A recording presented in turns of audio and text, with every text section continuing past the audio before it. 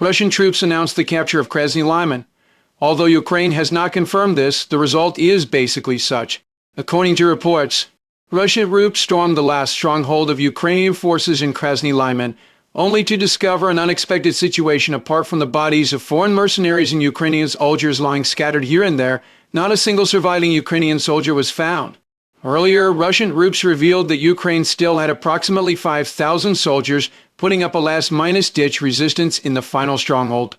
Could these 5,000 Ukrainian soldiers have flown away with wings? Russian troops had long completed the construction of a tight siege around Krasny Liman. Even if there were small gaps, only small groups of enemies could escape. It was impossible for a large force of 5,000 men to disappear overnight. After the Russian 51st Combined Arms Army stormed the Ukrainian Army's final fortress, they found that apart from a large number of bodies and landmines in the area, there were basically no surviving forces. Krasny Liman has an intricate network of underground tunnels and a large number of underground fortifications. Could the 5,000 Ukrainian soldiers have fled through the underground tunnel network and taken refuge in the underground fortifications? This scenario is plausible, but after Russian troops took control of Krasny Liman, they searched all relevant underground passages and fortifications and found no trace of Ukrainian forces, according to the battle report issued by the Russian Ministry of Defense. In the process of capturing Krasny Liman, Russian troops eliminated fewer than 500 Ukrainian soldiers, including some foreign mercenaries. Could these 5,000 Ukrainian soldiers have escaped through tunnels? After Russian forces inspected the tunnel routes, they found that although some tunnel entrances led to the periphery, both the Russian siege and fire coverage areas can cover these routes.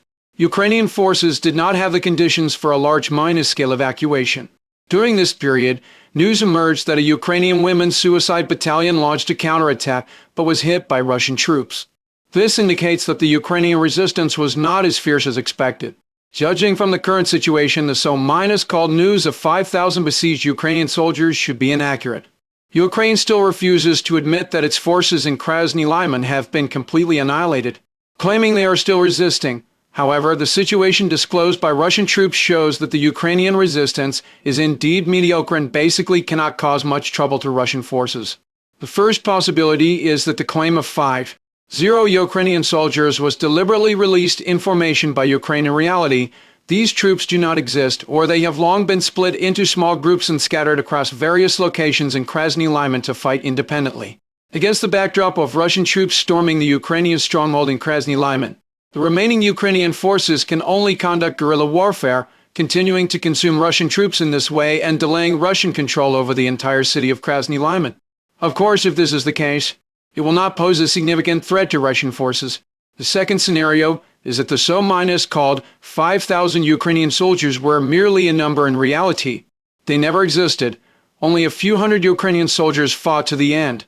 The third possibility is that the 5,000 Ukrainian soldiers have long taken the opportunity to disperse, breaking through the siege to evacuate or deserting it. Is just that Ukraine is unwilling to admit it.